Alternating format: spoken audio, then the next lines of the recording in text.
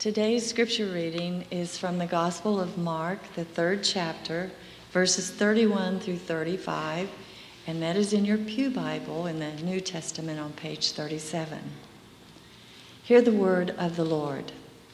Then his mother and his brothers came, and standing outside, they sent to him and called him. A crowd was sitting around him, and they said to him, "Your mother and your brothers and sisters are outside asking for you." And he replied, "Who are my mother and my brothers?"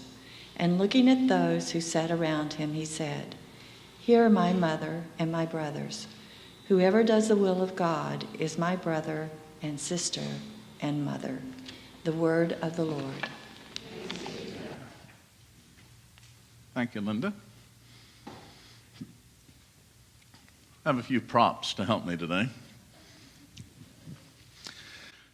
So I want to start this morning with a very, very brief review of something that probably most of us learned somewhere around the 9th grade, and then probably promptly forgot as soon as the test was over.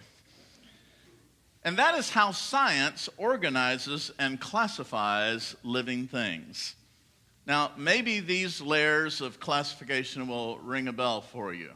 Let's take a look at these. Kingdom, phylum, class, series, family, genus, species. Any of that ring a bell? Well, if not, now you know it, okay? This is how science organizes all living things so that we can see that they're actually related to each other when they are related, and how they're separated from each other when they are not. Now, to start, all living things are divided up into 5 kingdoms. I won't bore you with all the names of those, but of course, you know 2 of them are the animal kingdom and the plant kingdom. And then the kingdoms are divided into phyla. That's plural for phylum. Plug that away. You might need that someday for Jeopardy or something. Phyla are divided into classes. Classes are divided into series. Series are divided into families. Very good. And it's families that we actually want to talk about this morning. In fact, we're going to talk for a few minutes about one particular family, and that's the Rosaceae family. The Rosaceae family. Some of you might know it's a very big family. A lot of them are good friends of mine, so I want to introduce you to some of them so you get to know them a little bit. The most important one is the rose. Say hello to Rose. And you may not know that, but this family tree has a lot of branches. In fact, here's another family member. Apple. Say hello to Apple. Did you know the apple was related to the rose? It is. And here's cousin Peach. Cousin Peach. Cousin Peach is also in that family. And cousin Pear. And cousin Strawberry. And one that's a little small, you may not be able to see this, hard to believe, very distant cousin, Cousin Almond. Cousin Almond. Now, these, of course, are all kinds of different groups of families, groups of fruit and things, but they're all connected via DNA, and in this particular grouping, and all related to the rose. Isn't that amazing? Now, of course, the important thing to remember is that the rose doesn't really share DNA with you and I. We're members of a completely different kingdom. Which one? I was hoping I'd get the answer from the recent graduate to Florida State University back there, but she just looked dumbfounded. I bet this gator over here can tell me.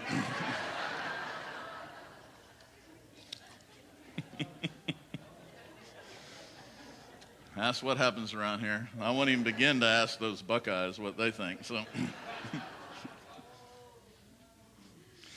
So The fascinating thing is, though, we're members, of course, of the animal kingdom. And the fascinating part is that even though we don't share DNA with roses, did you know we can still be a part of the rose family? Here's how. Poet Robert Frost wrote a poem. It's called The Rose Family. Here's how it goes. The rose is a rose and was always a rose, but the theory now goes that the apple's a rose and the pear is, and so's the plum, I suppose. The deer only knows what will next prove a rose. You, of course, are a rose, but we're always a rose. You see, Robert Frost believed that you could be a member of the rose family without becoming a plant, without giving up your DNA and entering into a new kingdom. You could become a member of the animal kingdom, as we are, and still be a rose by simply acting like a rose, by being a beautiful person, by being kind and loving and fair and generous and good. We can become members of the rose family, right next to peach and apple and pear and almond and all the others. And that is not unlike what Jesus is saying to us in the last verses of this morning's gospel lesson. You can be a member of his family by acting like him. You don't have to share the same blood, the same lineage, the same parents or grandparents. All you have to do to be a member of the Jesus family is to be like Jesus, act like Jesus, do what Jesus did. Now, there are a lot of words in the English language that I think are a bit overused. And one of those words that I think has been overused lately is the word hero. Newscasters and writers, as well as the general public, I think use this word way too much. It has almost come to mean anyone who does something extraordinary. Victims who survive some ordeal or tragedy are often praised as heroes just for surviving. People who simply help others who are in need of help are touted as heroes. And quite honestly, I think we need a narrower definition of hero, one that means more than just another role model. I like the definition that the Carnegie Hero Fund Commission uses in determining who will receive their hero awards each year. They say a hero is someone who chooses to put themselves at mortal risk in order to save another. It must be a choice, not just circumstances in which they find themselves. It must be of significant risk, and it has to be to save another. And I like that definition just fine. Another word that is, I think, used too often and too broadly, especially in advertising and in business, is family. Remember Olive Garden restaurants used to have an ad campaign that says, "When you're here, you're family." Well, here's what they said. They said they were trying to appeal to the pathos of the traditional Italian family meal where the family lingered and over which they talked and shared and enjoyed each other's company. But Business Insider observed this. Even though everyone recognizes and easily associates with the family tagline, consumers have been treating Olive Garden more like a great aunt you visit biannually than a close relative. So what happened? They dumped that ad campaign, and they paid an agency a boatload of money to come up with something new and fresh and exciting, something that appeals to the younger generation who have often very different ideas of what family may be. You know what the new catchphrase they came up with is? Go to Olive Garden. Fascinating, isn't it? Overwhelming. It just makes me want to get right over there and have some pseudo-good Italian food.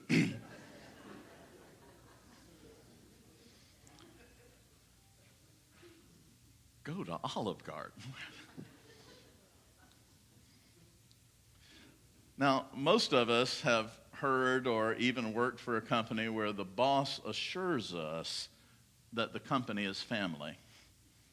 We're just one big happy family here. Or when someone dies, the entire XYZ company family is grief-stricken. That probably makes for a nice public image, but I always have wondered, if you're all family, can your employees call you and come and get them when their car breaks down? And when their house burns down, can they stay with you until they get back on their feet? Will you come and bail them out when they've been arrested? Because that's what family does.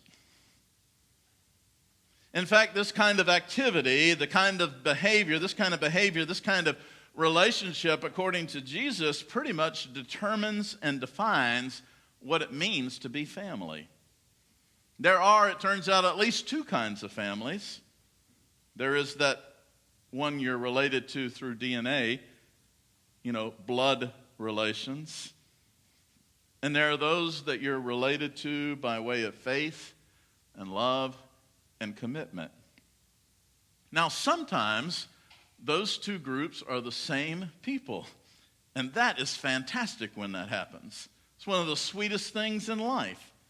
But sometimes we are members of two families who don't even know each other. One biological family and our faith family. And it's all a matter of behavior.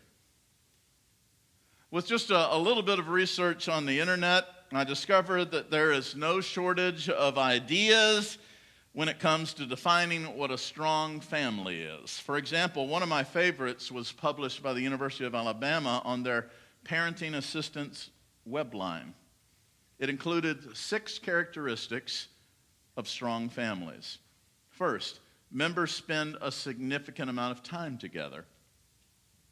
Second, members communicate effectively with each other. Third, they appreciate each other and demonstrate their appreciation with words and actions.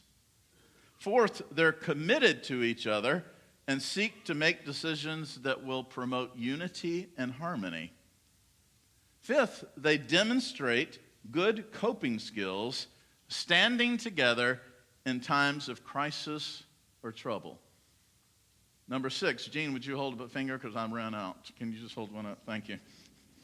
They have shared values and convictions. Thank you, Gene. I want you to notice that not once was DNA mentioned. That all of the family members do or do not share the same ancestors is not a contributing factor in making a strong family. That they're related by blood does not necessarily factor in. The defining thing is how they treat each other and relate to each other. Most often when we see a list like this, we try to figure out how we can now impose those particular characteristics upon our biological families in order to make them stronger. But there's another way of looking at them too. While these practices can make a biological family stronger, they can also be used to define what family actually is. That is to say, whenever we see these 6 things happening in a group of people, we are in fact seeing family. So members of a church who behave like this are family. And I've seen a lot of that happen here. So thank you, family. Members of some charitable organization, members of a social group, members of a football team, members of a committee, neighbors in an apartment building, people who work together in the same office. If they behave like this, then they are in fact family. One of my good friends' mom, her name is Ann, she used to tell a story about this little girl she met in a laundromat. Ann was there washing rugs and blankets and, those big gigantic machines they have there, the supersized ones. And there was this little girl there. She was maybe 5 or 6 years old.